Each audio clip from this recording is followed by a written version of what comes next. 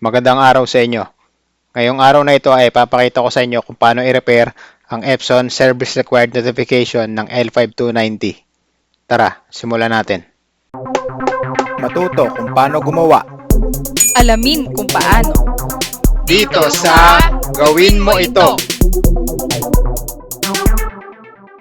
So ito na yung Epson Service Required Notification ng L5290. So ang unang step na gagawin natin para ma-repair natin to ay i-off muna natin ang Windows Defender. Buksan natin yung Windows Security.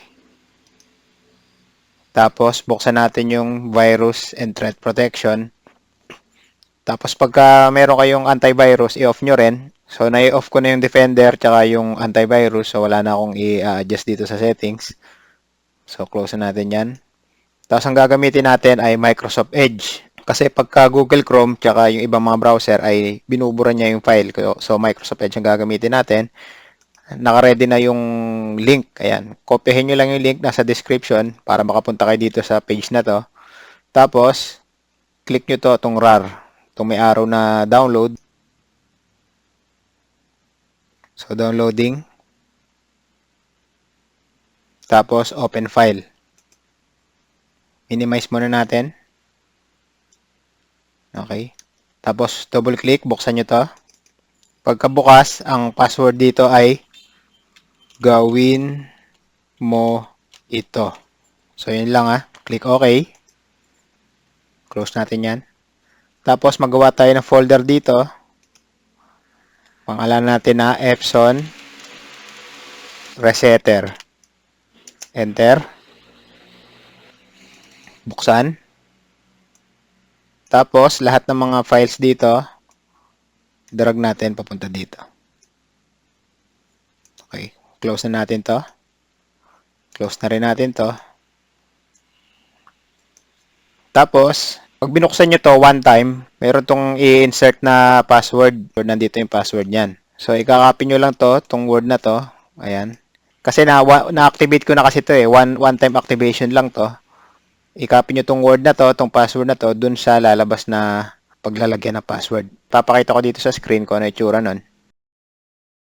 So, close na natin.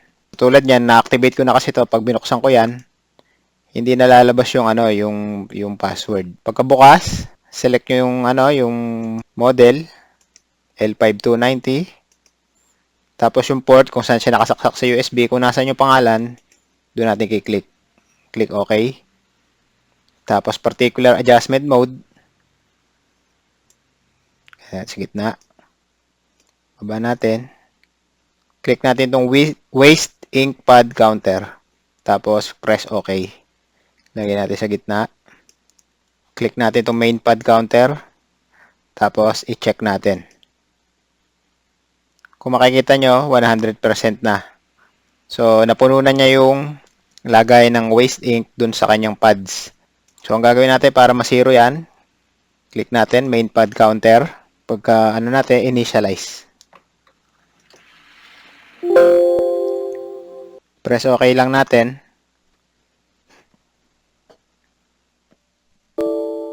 Minsan nagkakaroon ng communication error.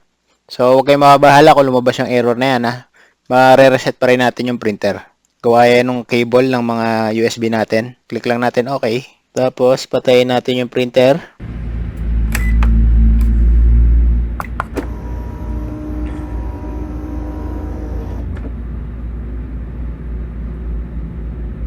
Tapos, i-on natin uli yung printer.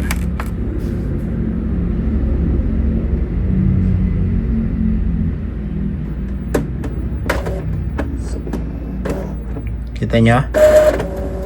Nawala na yung error niya. Yung service required notification sa mismong printer. Ngayon naman ay testingin natin mag-print. Hanapin natin yung L5290. Nakita nyo, ready na. I-high natin na setting.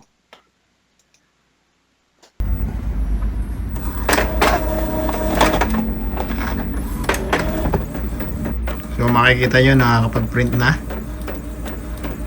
Kanina hindi natin mapagana kasi merong service notification error. So makikita nyo Ayan, nakalagay na printing. So, check your ink regularly. So, naka-high kaya medyo matagal mag-print. So, ayan. Nakita nyo na kung paano mag-reset ng L5290 na printer. Basta tandaan nyo na lang ay lagi nyo gagamitin ay Microsoft Edge. Tapos i-turn off nyo yung firewall tsaka yung Windows Defender para ma-download nyo yung pang-reset. So, paki-like and share ang video na ito. Makatulong din sa mga ibang tao. Tama nila kung paano mag-reset. Patuloy lang na suportahan ang channel na to at antayin pa yung mga susunod na i-upload namin. So, God bless you all.